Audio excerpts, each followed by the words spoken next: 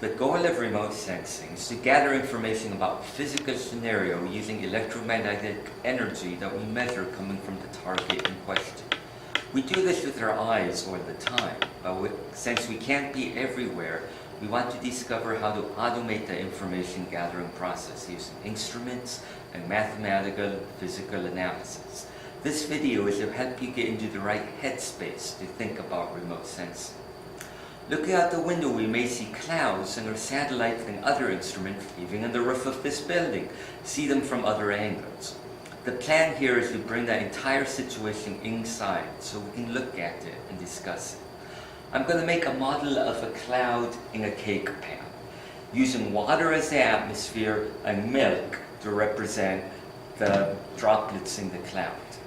Instead of the sun, we have a ceiling light coming from above, and instead of a satellite and ground-based sensors, we have two sensors you see, one looking downwards and one looking upwards at the location of the cloud I am going to make.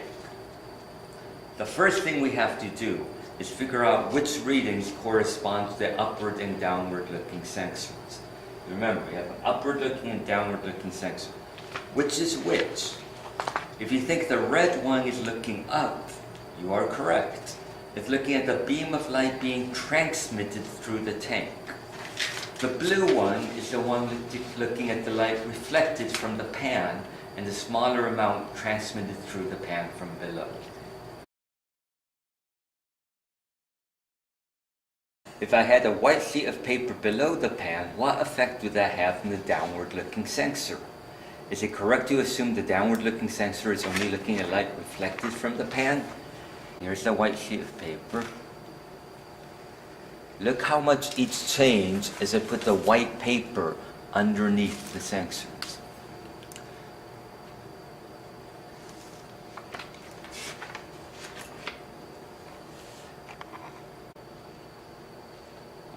I don't like that zoom. There we go. Okay. What do you think will happen to the so-called reflected and transmitted beams as I add water to the tank?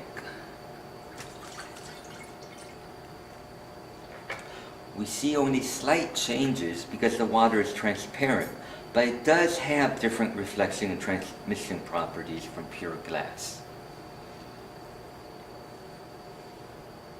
You can see the readings are a little unstable, so from here on out we will be applying a 10-second average to each measurement to stabilize them, and the result will appear here both as a table and a graph.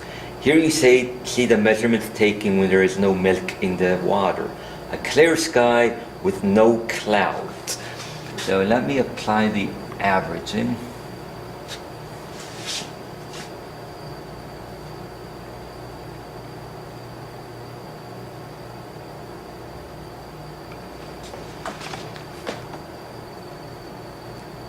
Now I got your arm. Oh, okay. Well, I may have to do this on my knees.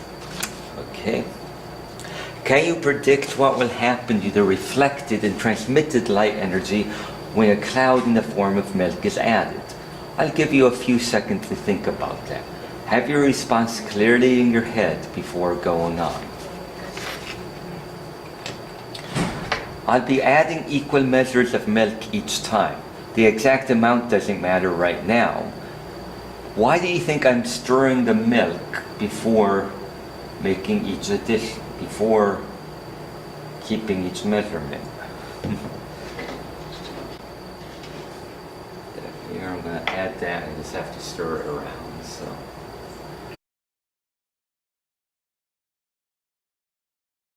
It has to be a nice and uniform here. Okay. Okay, there's all of that talk that's going on. We're going to have to keep this one.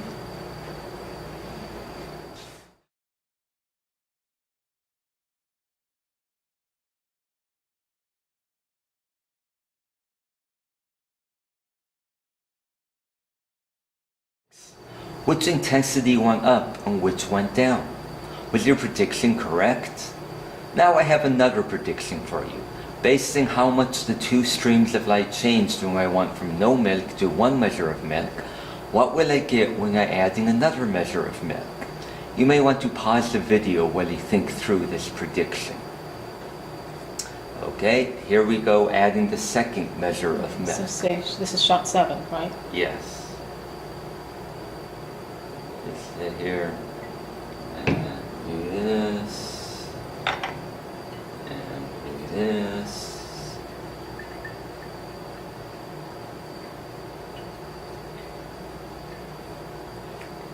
So our sequence will be add the milk, stir, Yeah, and then look at what the computer says. yes. And hopefully it will rescale automatically.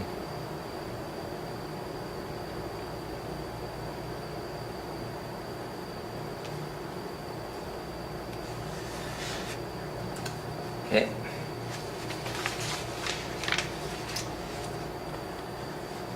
We see the trends of increase and decrease have continued, but is it the same amount as before? No. It looks like the same amount of milk added had a smaller effect. Why would that be? Well, if the changes were linear, if we continue the initial trend at a certain amount of milk, the transmitted light would be 0.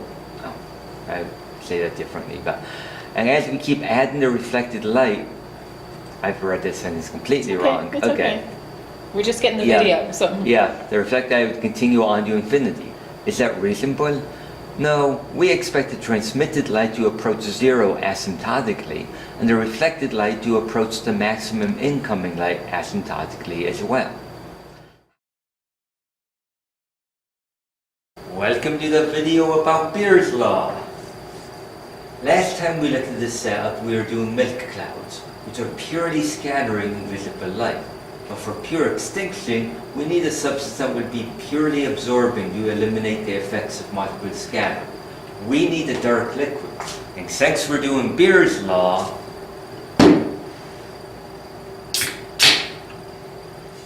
now we are collecting with no root beer.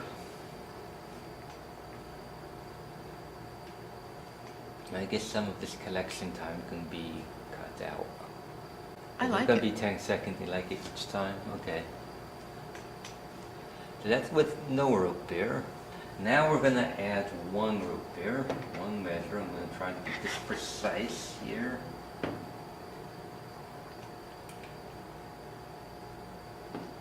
Okay.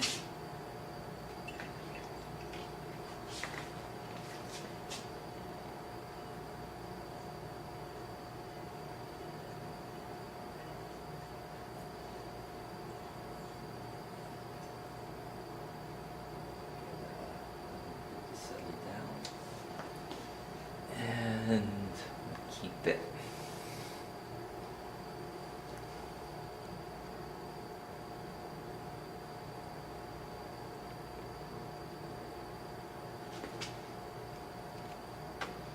Okay. Now we're going to move on to 2.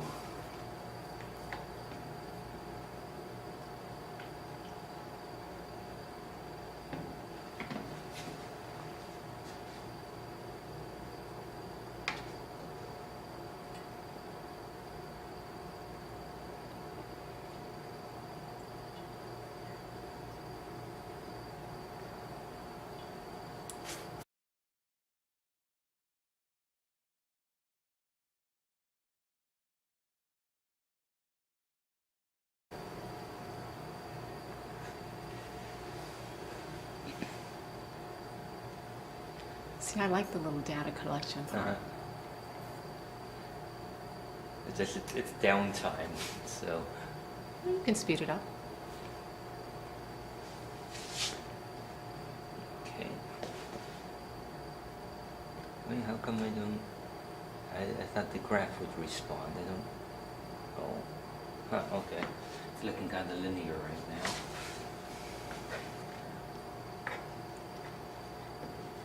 Where's my root 2?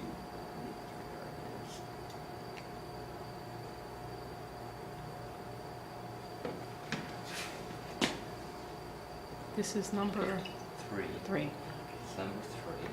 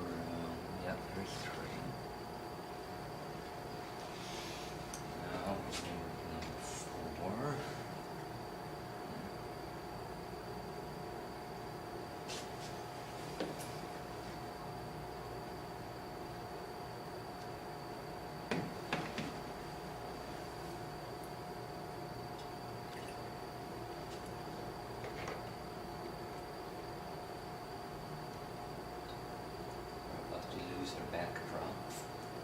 I can hear it.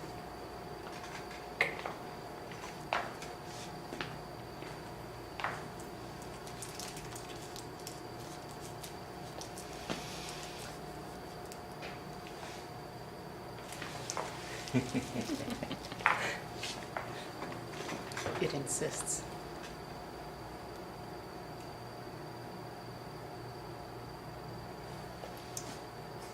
Four. And I'll do one more.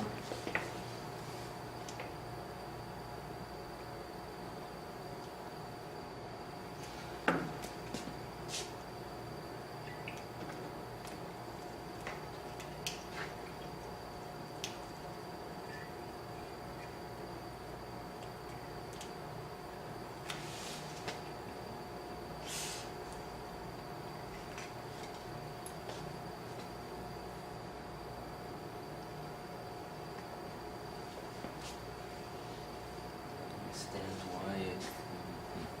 Okay.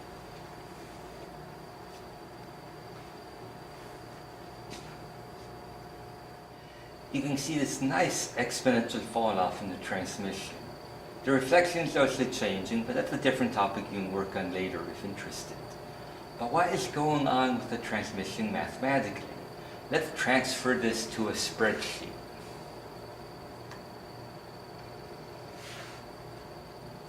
Here in the spreadsheet, we have transmitted light intensity as a function of measures of root beer. The first thing to do is to see the difference in light with each measure. We're going to subtract the previous intensity from the current intensity. We're going to go x equals... Whatever you do, don't move the base of the computer. Yeah. Or you're in This trouble. minus that. And I'm going to drag that.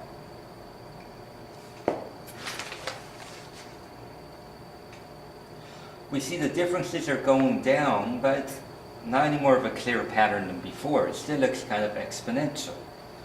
But what if we try dividing the previous intensity by the current intensity? I'm going to go equals previous divided by current. And this one we're going to drag down. Well, we see a little bit of a noise in the data, but it's pretty close to the same fraction of about 0.8 something or so, except for the first one, which is a little bit off. But the idea is for a constant exponential function, we should see a constant fraction. That's our rule. And therefore we can write the next intensity is equal to the old intensity times a fraction. And if we do this over and over again, we can say the intensity after we've added n number of beers is the original intensity with no beer times some fraction to the nth power. Beer or root beer? Root beer, yeah. Just kidding. So this is not the form that is normally used for Beer's law, but the lecture will derive that form.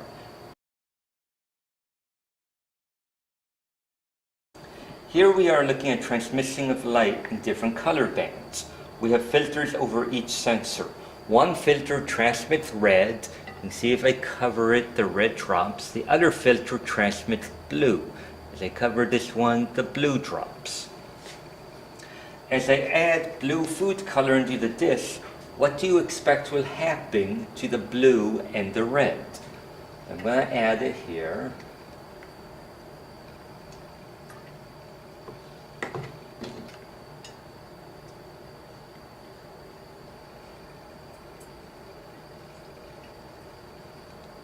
Wait a minute. This is not going right.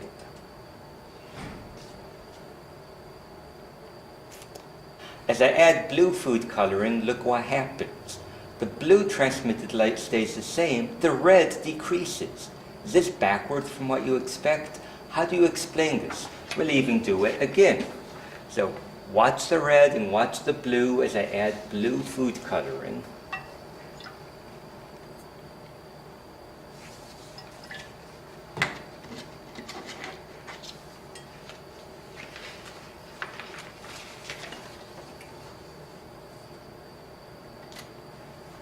So, is food coloring transmitting or absorbing blue light? Is it transmitting or absorbing red light? We have found that blue food coloring transmits blue light. So if I put white paper underneath it, we see the blue. Keep going. The blue light goes through and back, and we see blue. What happened to the red and green? It was absorbed. If I put black paper underneath, yeah. Tight.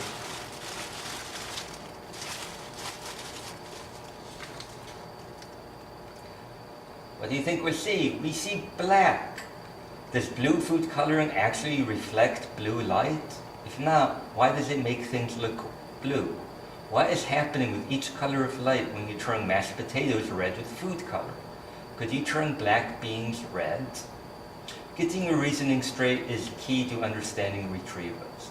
See if you can figure out how ordinary paint works with these thoughts in mind. Mixing wavelengths in the atmosphere may not work the same way as mixing thick paints.